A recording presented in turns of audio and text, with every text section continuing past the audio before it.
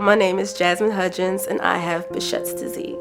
Behçet's is inflammation of the blood vessels all over the body. It can be in your legs, your GI, which is your stomach, your intestines, your brain, your heart, your lungs. I'm always in some type of pain. The earliest symptoms I remember, I was 5 years old and it was just a little ulcer on my gums, like right around here. Didn't think nothing else of it. I also got like a lot of ear infections. Everything when I was young was pretty normal.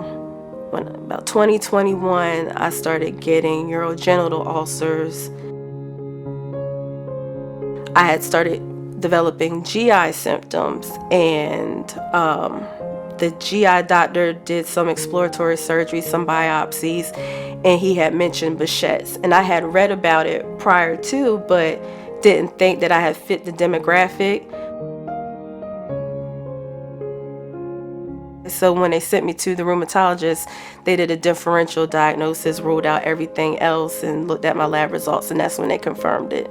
I was just relieved. I really don't have no words for it. It was just a brick off my chest just to know that it was not in my head. I know I would have a lot of people say, well, you don't look sick and we would never know, but I knew, and that's what mattered the most. So just seeing my body going through all those physical changes and throwing up blood, and just some days not even being able to get out the bed, having my grandmother pushing me around in a wheelchair because I was in so much pain. And I'm just like, it should be the other way around. I should be pushing my grandmother in a chair.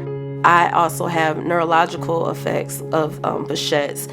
So I get the dizzy spells and I black out, the migraines. I can see the doctor 3-4 times a month. And they just run routine labs, check my liver, check my chemistries, just to make sure that the medications aren't doing any other damage to my organs. Trust your intuition. If something feels off, then it is. Don't second guess yourself and advocate for yourself.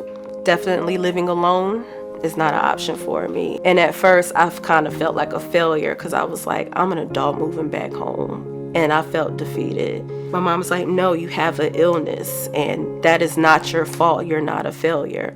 I would not be here today if it wasn't for my support system. My mom, my grandmother, stepmom, even my brothers, like when they would see me sick, Sissy, what do you need? What's wrong?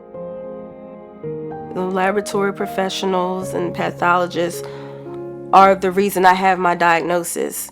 They looked at my biopsies, they looked at my red cells, they looked at my white cells and all my counts, and they're the ones that determined my ranges for the doctors to piece together what was going on in my body. So without the doctors having that knowledge of what was going on inside my body, they would have never been able to find that I had this rare disorder to begin with. At this very moment, I'm optimistic because I have goals, attainable goals that I feel like I can achieve while still caring for myself and not putting too much physical exertion on myself. I have this disease. This disease doesn't have me.